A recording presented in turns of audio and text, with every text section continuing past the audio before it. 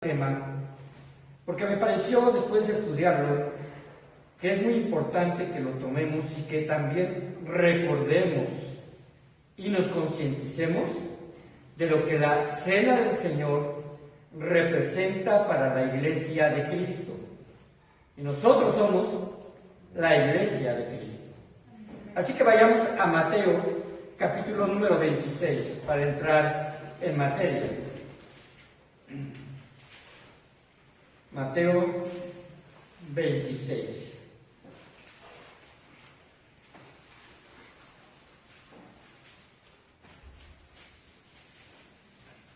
A veces uno se encuentra con que cuando abre la Biblia, en la primera cae en el capítulo, ¿verdad? Y eso me acaba de pasar. Nada más tuve que regresar una página. Mateo 26, 17. El primer día de la fiesta de los panes sin levadura, vinieron los discípulos a Jesús diciéndole: ¿dónde quieres que preparemos para que comas la Pascua?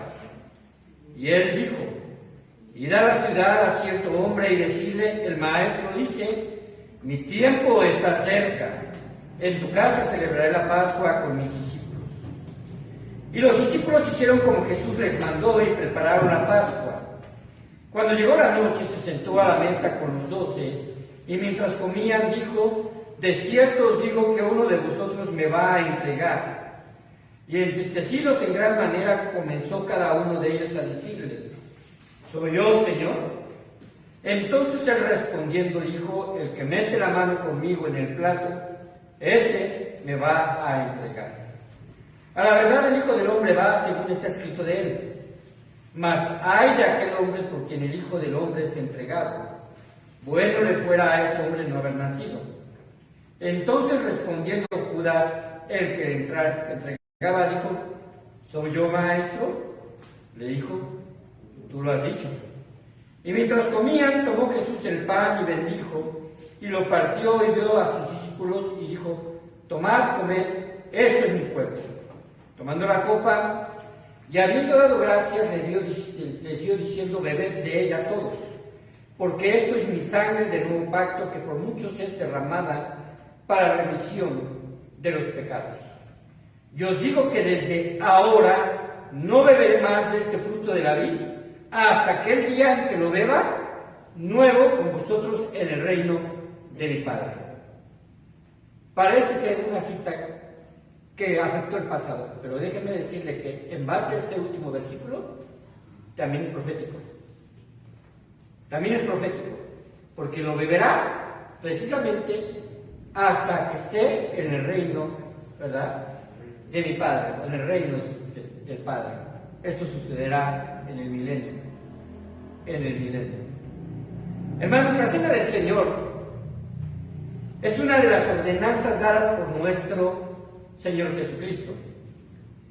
Tiene el mismo significado actualmente que Él tuvo hace más de 2000 años, cuando Él la instituyó aquí en la Pascua.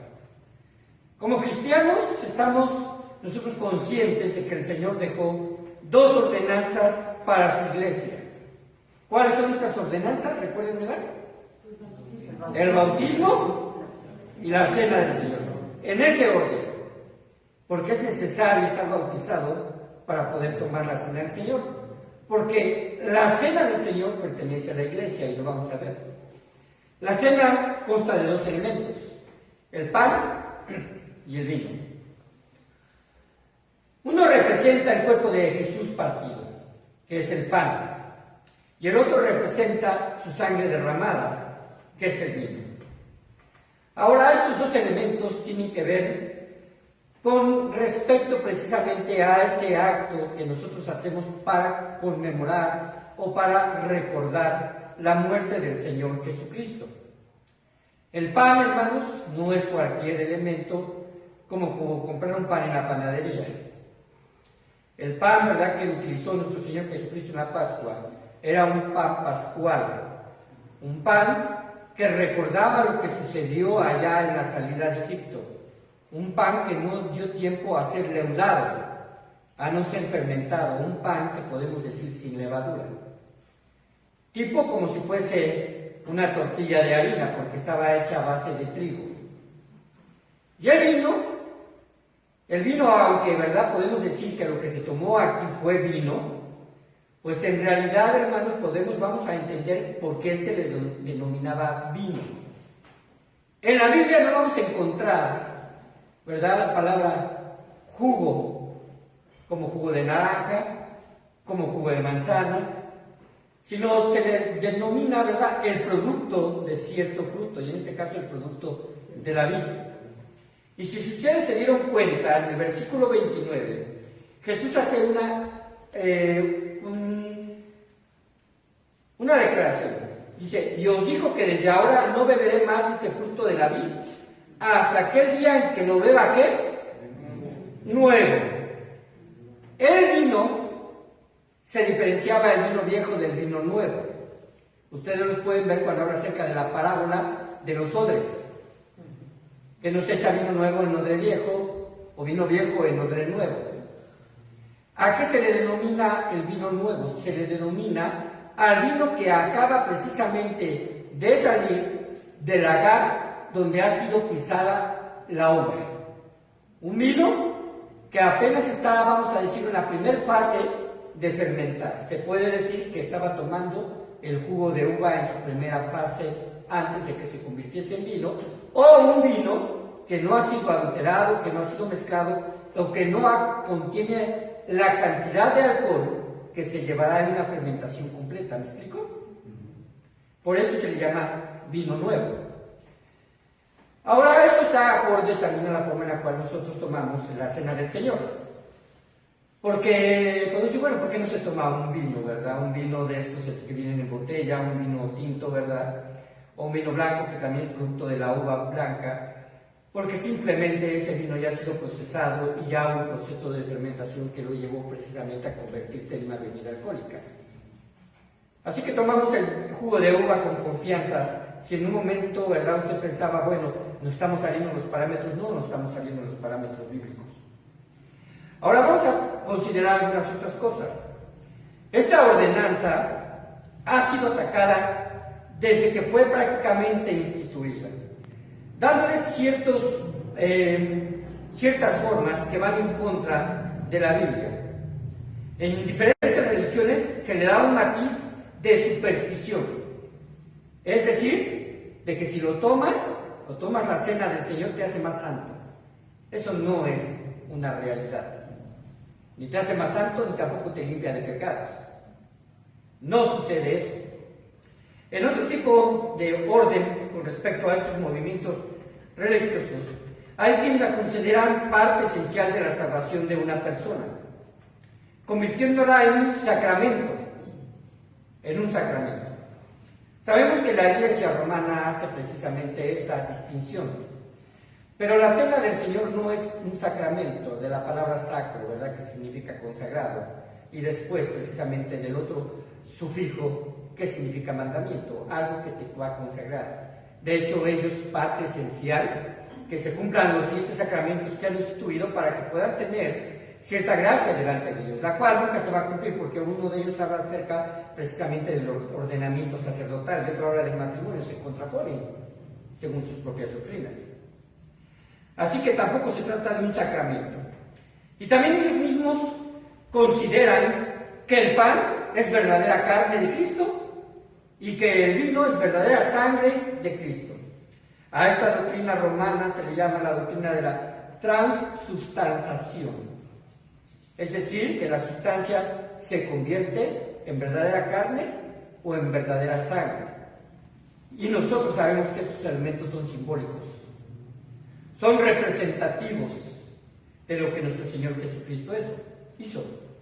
Sin embargo, detrás de todos estos nefastos errores que a través de los siglos se han enseñado, la Biblia nos da la pauta correcta de lo que es la cena del Señor, y los verdaderos creyentes debemos conocer el verdadero significado de tal ordenanza. Vayamos ahora a 1 Corintios capítulo número 11. 1 Corintios capítulo número 11, versículo 17 al 26. Y no nos moveremos prácticamente de estos versículos.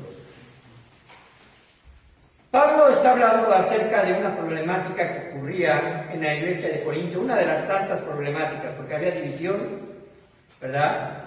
Había algunas situaciones de pecado, de fornicación, pero también había abusos con respecto a la cena del Señor. Dice así el versículo 17: pero al anunciar usted esto que sigue, no os alabo, porque no os congregáis para lo mejor, sino para lo peor. Pues en primer lugar, cuando os reunís como iglesia, oigo que hay entre vosotros divisiones, y en parte lo creo. Porque es preciso que entre vosotros haya disensiones, para que se haga manifiesto entre vosotros los que son aprobados. Esto quiere decir que entonces los que causan divisiones o disensiones no son aprobados. Cuando pues os reunís vosotros, esto no es comer la cena del Señor, porque al comer cada uno se adelanta a tomar su propia cena, y uno tiene hambre y otro se embriaga. Pues ¿qué? ¿No tenéis casas en que comáis o bebáis? ¿O menospreciáis la iglesia de Dios y avergonzáis a los que no tienen nada? ¿Qué os diré? ¿Os alabaré? En esto no os alabo. Porque yo recibí del Señor lo que también os he enseñado. La idea y el trasfondo va hilado. Por un lado está el abuso y ahora está la vamos a decir, rectificación de la ordenanza. Porque yo recibí del Señor lo que también os he enseñado.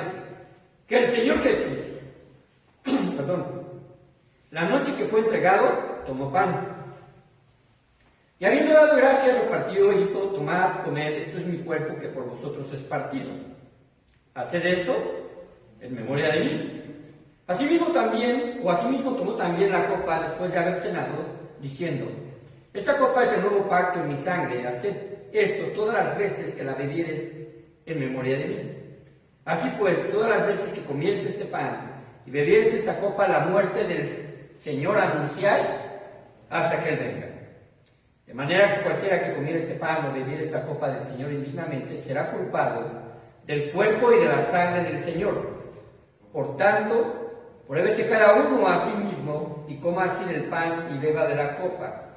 Porque el que come y bebe indignamente sin discernir el cuerpo del Señor, juicio come y bebe para sí. Por lo cual hay muchos enfermos y debilitados entre vosotros, y muchos duermen.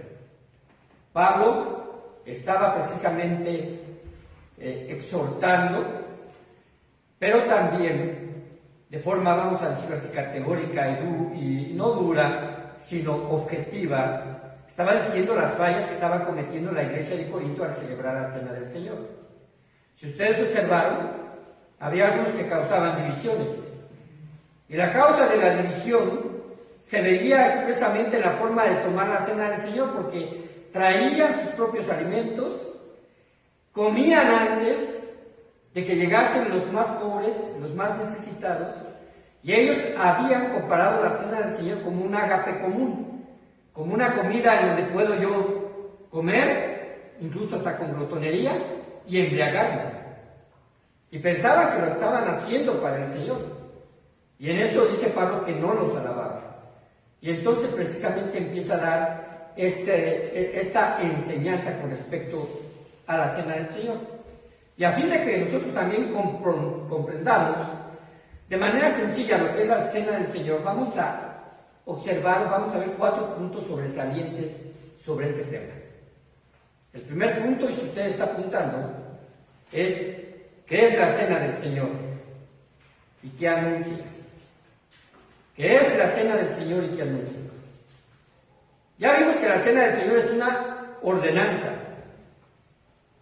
Pero esa ordenanza es el reconocimiento del costo del sacrificio de Cristo.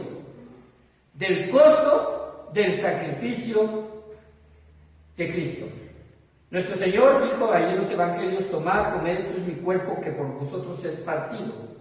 Haced esto en memoria de mí. Así también tomo la copa y después de haber cenado diciendo: esta copa es el nuevo pacto en mi sangre. Ahí está hablando de que es un pacto. La Biblia está dividida en dos secciones importantes. ¿Cuáles son estas?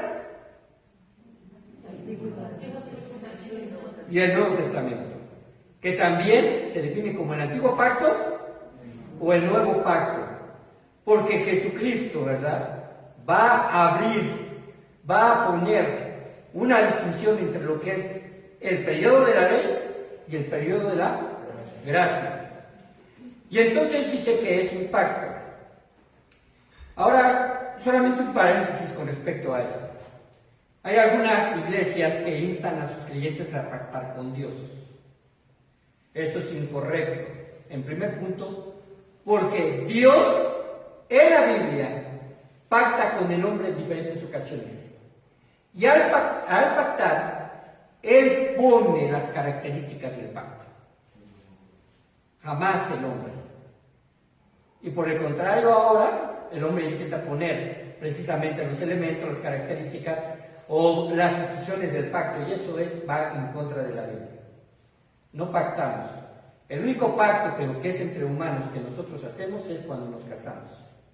Es un pacto entre un hombre y una mujer. Claro, obviamente ordenado por Dios. Pero entonces continúo con la lectura. Dice así: esta copa es el nuevo pacto de mi sangre. Haced esto todas las veces que la bebiereis en memoria de mí. Así pues, todas las veces que comieres este pan y bebieres esta copa, la muerte del Señor anunciáis hasta que Él venga. Fue lo que vimos ahorita en esta lectura. Cuando tomamos la cena del Señor, tenemos que hacer una reflexión seria.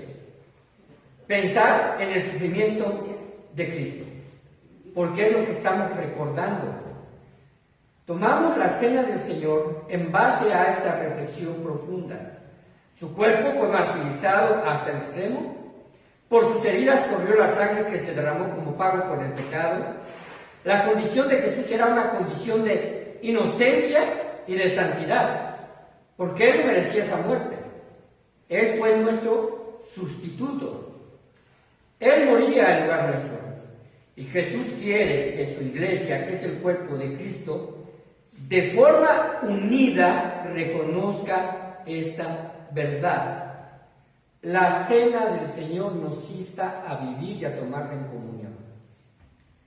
Porque los pasajes que vimos ahí en 1 Corintios 11, donde se habla acerca de las divisiones, de aquellas gentes que están metiendo disolución en el corazón de otros, no está hablando acerca de un propósito correcto.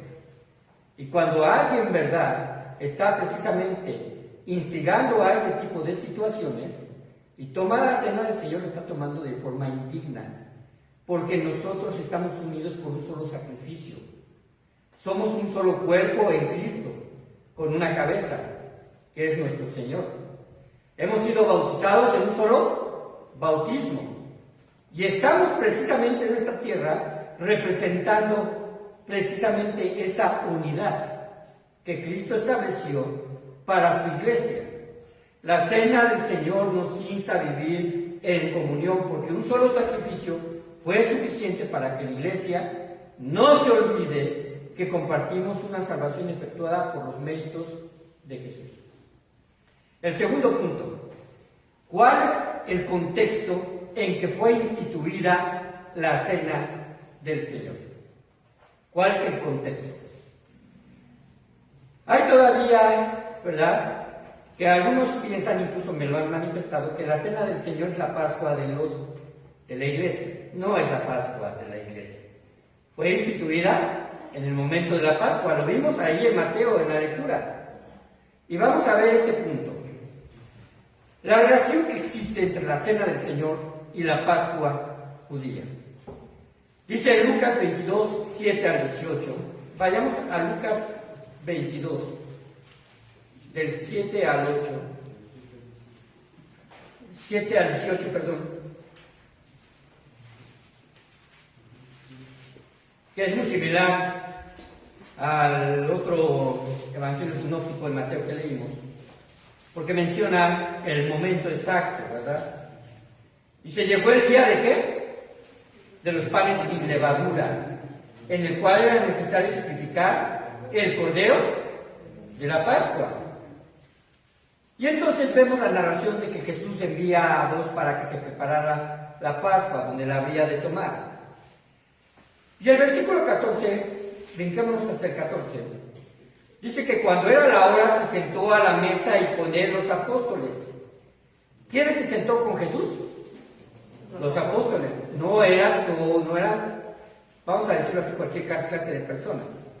Y les digo así: ¿cuánto he deseado comer con vosotros esta Pascua antes que padezca? Porque os digo que no la comeré más hasta que se cumpla en el reino de Dios.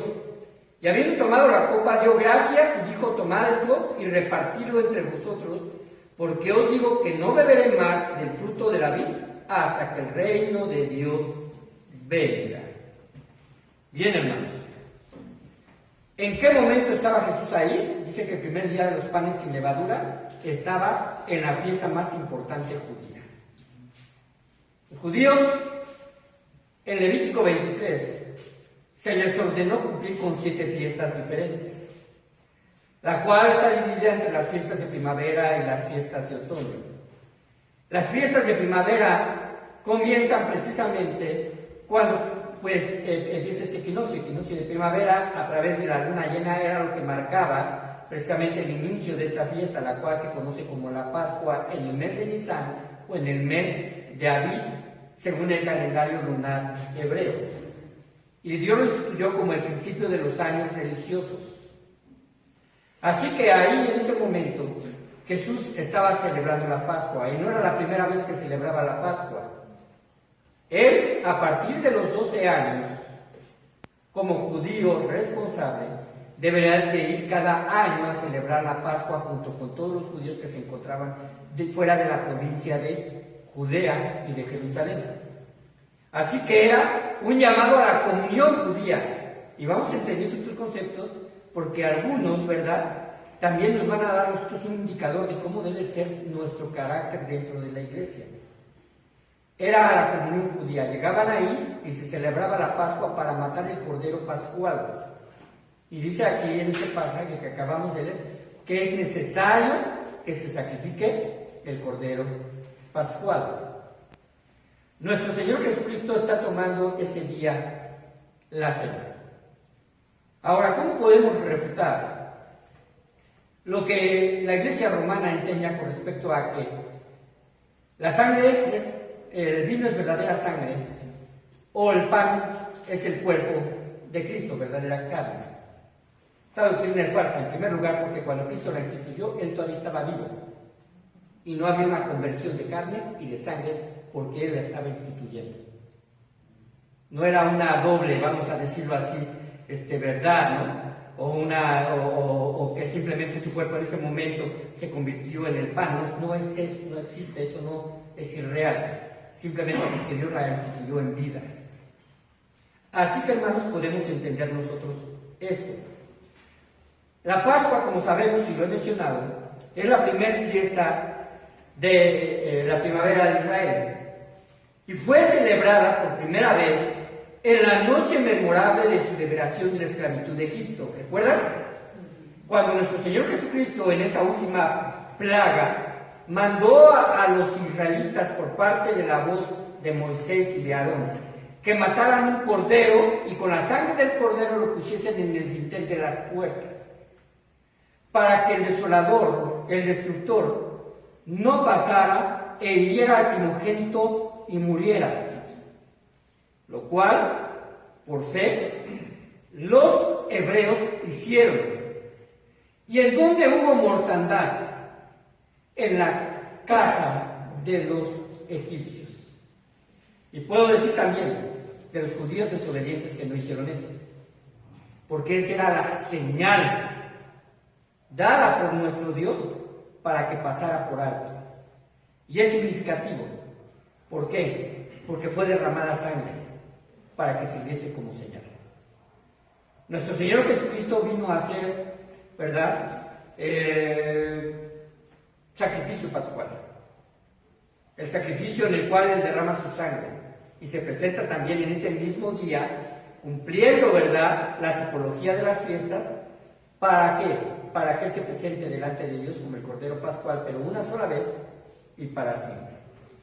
La Pascua, hermanos, surgió ahí en primer momento cuando hay esa liberación de Egipto del pueblo hebreo.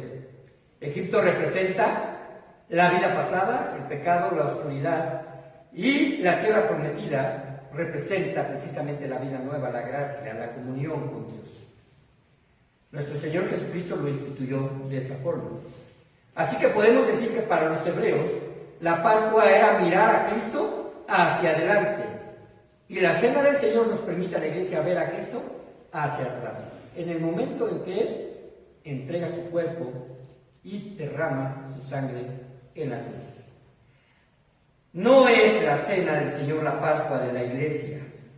La cena del Señor fue la tipología cumplida en el momento de que nuestro Señor Jesucristo entrega su vida. Así que, hermanos, eso es precisamente la relación que hay entre la Pascua y la iglesia. Y cuando nuestro Señor Jesucristo se retira con sus discípulos, con los apóstoles, a cumplir estas ordenanzas, establece un nuevo orden de las cosas. Por eso dice que es el nuevo pacto en Él. Porque el antiguo pacto deja de estar vigente. Ya no es necesario más sacrificios de animales. Él se entrega una vez y para siempre. Ya no será necesario sacrificar corderos. Pero en conmemoración a su muerte y a su sacrificio, el partimiento del pan y el beber el vino es en memoria de aquel que debió de haber sido ofrecido por nuestros pecados y cuyo sacrificio deberíamos de recordar no solamente en esa ceremonia, sino todos los días, porque esa cena fue instituida para que podamos nosotros, ¿verdad? O para que no olvidemos nosotros de qué forma fue que obtuvimos la salvación. La cena del Señor nos hace recordar con la mayor solemnidad y majestuosidad el abnegado amor y el don completo de nuestro Señor Jesucristo y de la justa ira de Dios derramada en su cuerpo, la justa ira de Dios contra el pecado que estaba en él. Así que, hermanos, esta ordenanza expresa de la manera, vamos a decirlo así, más maravillosa, más completa, lo que significa para nosotros y para la iglesia, que es su cuerpo. El tercer punto: ¿quiénes pueden celebrar la cena del Señor? Porque a veces decimos, bueno, todos podrán participar de la cena del Señor. Recuerden, ¿quiénes estaban con Jesús? Los apóstoles. Aquí hay una controversia. Algunos se inclinan que Judas no estuvo en la cena. Otros inclinan que Judas sí estuvo en la cena. Por un lado, si no estuvo en la cena, ¿verdad? Pues podemos nosotros pensar, pues es justo, ¿por qué va a estar participando de algo sagrado? Pero si por otro lado estuvo, lo tomó de forma indigna, porque no una persona santa. Vamos a entender entonces que sin duda la ordenanza está dada para la iglesia. Aquellos que han sido salvados y redimidos por la sangre de Cristo. El incrédulo no puede participar en la cena del Señor. Además, también habla acerca en 1 Corintios 11, si regresamos a 1 Corintios 11, que también hay una restricción para aquellos que beben la cena indignamente. 1 Corintios capítulo número 11,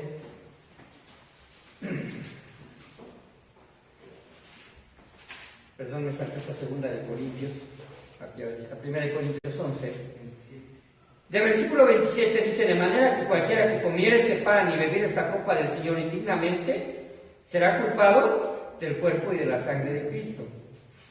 Es cierto que cada uno de nosotros, por ser pecadores, seríamos indignos. Pero ¿qué es lo que nos hace dignos? Cuando nos acercamos al Señor en arrepentimiento, y Él es la propiciación de todos nuestros pecados. Por eso dice el versículo 28: por tanto, pruébese cada uno a sí mismo, y coma así del pan, y beba de la copa. Bien, hermanos, la doctrina precisamente de la cena del Señor nos lleva a pensar en el carácter de esta cena. Y podemos decir que el carácter para nosotros es un carácter de comunión semiabierta. ¿Qué es esto de comunión semiabierta? Cuando un creyente o cuando una persona ha aceptado al Señor Jesucristo y es una persona salva, se convierte en un creyente de nuestro Señor. Pero sin embargo, dice la palabra de Dios que cuando son bautizados, somos añadidos a la iglesia. Y cuando somos añadidos a la iglesia, nos identificamos con las doctrinas escriturales, porque nosotros sostenemos que nuestra doctrina parte de la Biblia, que es nuestra única regla de fe y de práctica. Si una persona viene de otra denominación y tiene otra identificación doctrinal, no puede participar de la cena del Señor, aunque pueda decir yo ya fui bautizada en su denominación. ¿Quiénes pueden participar? Aquellos que armonizan con nosotros y se identifican con nuestra doctrina, de lo cual nosotros lo hemos expuesto de esta forma, que vengan de una iglesia bautista y que conozcamos por lo menos, ¿verdad?, su doctrina, o también a la persona quizás por un poco de tiempo, pero se ha estado reuniendo con nosotros. De tal forma que también puede tomar la cena del Señor. Ahora, tenemos nosotros en proceso, ¿verdad?, que pensar en aquellos que no han sido bautizados y que ya para el mes de marzo estaremos bautizando. Me parece que es la última semana, si no mal recuerdo. El 26 de marzo. 26 de marzo estaremos en comunión con las misiones y de una vez anuncio, ¿verdad?, lo vamos a hacer en un balneario, porque la Biblia enseña que la forma de bautismo es por inmersión, donde hay muchas aguas. La autoridad bíblica es la iglesia. El candidato bíblico es un creyente. La fórmula bautismal es en el nombre del Padre, del Hijo y del Espíritu Santo. Esos son los elementos que deben precisamente regir el bautismo. Así que tenemos que pensar en esto, porque de otra forma nos estaremos perdiendo la bendición de participar en la cena del Señor. 4. La manera en la que se hace la cena del Señor. Si recordamos que es un memorial del sacrificio de Cristo y que las referencias bíblicas en el libro de Hechos aparecen que la iglesia se reunía el primer día de la semana, que para nosotros, ¿cuándo es? El domingo. El domingo es el primer día de la semana. Y que la iglesia se reunía ahí y tomaba la cena del Señor, que en realidad no debemos de pensar como el día, como si fuese un referente que no puede ser quebrantado, sino más bien cuando la asamblea o la iglesia se reúne es cuando se toma. Si hay iglesias que pueden reunirse quizás en otro día de la semana, porque sí llega a verlo y en nuestro país llega a ver iglesias bautistas que tienen necesidad de reunirse en sábado o quizás, no sé, un domingo ya muy noche, dependiendo de las circunstancias, ¿verdad?, en las cuales viven, se puede tomar la cena del Señor, porque no es la referencia del día. ¿Cómo podemos saber nosotros esto? Muy importante. Cuando Jesucristo la instituyó, ¿qué día era? ¿Si era el primer día de los panes sin levadura? ¿En qué día resucitó Jesús? El domingo. Pero no instituyó la cena el domingo. ¿La instituyó cuándo? En jueves, según el calendario lunar. Y después tuvo 3 días y 3 noches en la tierra hasta resucitar. Entonces, tampoco podemos tomar como referencia eso. ¿Por qué? Porque nuestro Señor Jesucristo, que cada vez que nos reunamos y recordemos y tomemos la cena del Señor, la muerte del Señor anunciarse hasta que Él venga. Tiene que ver con el concepto de la cena más que con el día. Y tiene que ver con la descripción del cuerpo de Cristo como un cuerpo o una membresía que se ha reunido en su nombre. Así que cuando la iglesia se reúne como cuerpo local de Cristo, que no es un aniversario, que no es un rito cronológico y que no se debe de convertir en una práctica donde se pierda la reflexión del costo de nuestra salvación. Por eso es importante pensar en que en ocasiones, ¿verdad?, sería muy lamentable si una iglesia, no porque tome una mala decisión, sino que se pierda precisamente esa esencia si lo hace cada día o si lo hace cada 8 días. Porque incluso debo de comentar esto, y esto es real, en todas las iglesias bíblicas existe, que cuando se toma la cena del Señor hay unos que se abstienen. ¿Por qué? Porque obviamente no se han puesto a cuentas con el Señor, o todavía tienen un proceso de culpa en su conciencia y en sus corazones. Y es correcto que no lo hagan. Y tiene que haber un tiempo razonable para que en la próxima cena del Señor ya se hayan puesto a cuentas con el Señor, e incluso si hay que ponerse a cuentas con alguien más. Por eso es que tenemos también que tomar en cuenta estas situaciones.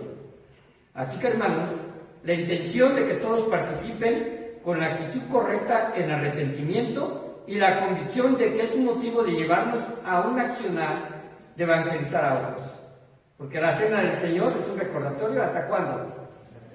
Hasta que Él venga. Y vamos a anunciar la muerte del Señor hasta que Él venga. Es un indicador claro de cuál es el propósito de las asambleas locales, es decir, de las iglesias de Cristo. No podemos separar la ordenanza de la comisión de evangelizar. Quizás no lo habíamos notado, pero así está, porque la muerte del Señor anunciamos hasta que Él venga. Cuando tomemos la cena del Señor, ¿verdad?, en el futuro, y la hemos tomado, siempre hemos recalcado con respecto a eso, a ponernos a cuenta con el Señor. Y este tema, ¿verdad?, que yo quise dar también en San Agustín y que ahorita lo estamos recordando, es un tema que nos debe de hacer reflexionar de lo que costó nuestra salvación. No se debe de convertir en un rito más, no se debe de convertir simplemente en un accionar por el hecho de que, pues, si los demás lo hacen, hay que hacerlo nosotros. Más bien es precisamente una respuesta personal, es decir, de cada uno de nosotros, ante lo que costó mi salvación.